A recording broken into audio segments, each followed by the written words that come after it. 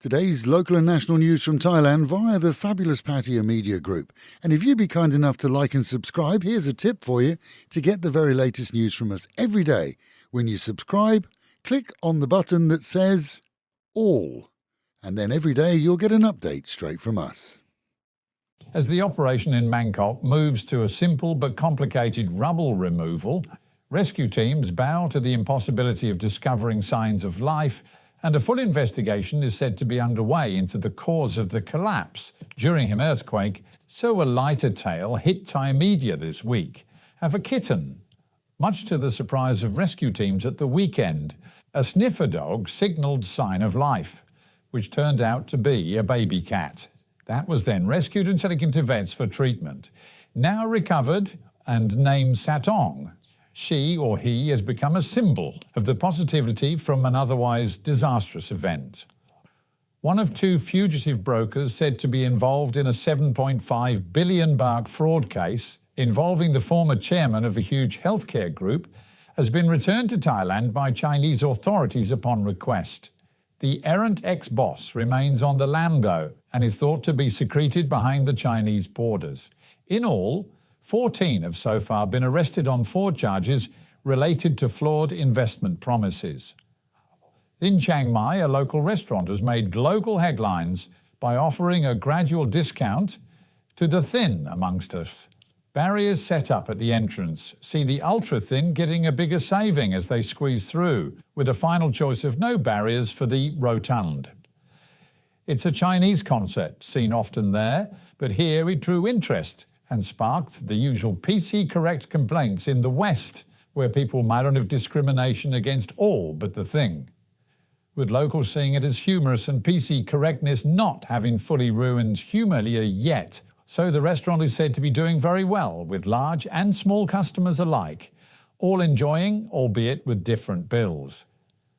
Nationally, yesterday saw a parade of ladyboys at most city halls, as all males approaching the mature age are called to draw a lottery number that determines whether they will be required to do national service with the Thai military. The annual event is a precursor to other weeding out procedures that see the lads sent away from home to serve. For members of the third gender-born male, they too are required to attend, but then regularly sent home, as, without doubt, their chosen lifestyle doesn't quite work well with the boys in green. Meanwhile at home, on Pratumnak Road, a telecommunications engineer was badly injured after climbing to repair cables, only to be electrocuted. With burn marks and wounds across his body and his clothes ripped, he was rushed to hospital, as other teams investigate whether or not a live power line is bare at the point where he was working on telegraph cables. A flash storm in the city caused havoc with traffic yesterday, seeing many roads flooded and traffic grind to a halt mid-afternoon. The deluge flooded out the usual areas. However, good news is that the drainage worked, and within an hour or so all roads became passable. Of greater issue is the trash washed onto the streets, and that, we're told, would be cleared by City Hall teams. With Songkran on its way, so the city has seen the police force swelling numbers ahead of the mega events. All good fun, and of course with the promise of being drenched. A reminder went out from authorities yesterday, though, that it's illegal to drink alcohol in vehicles and in public places, to use high-power water guns, or to dress inappropriately. Best to stick to the rules, but sadly, as we know, many won't.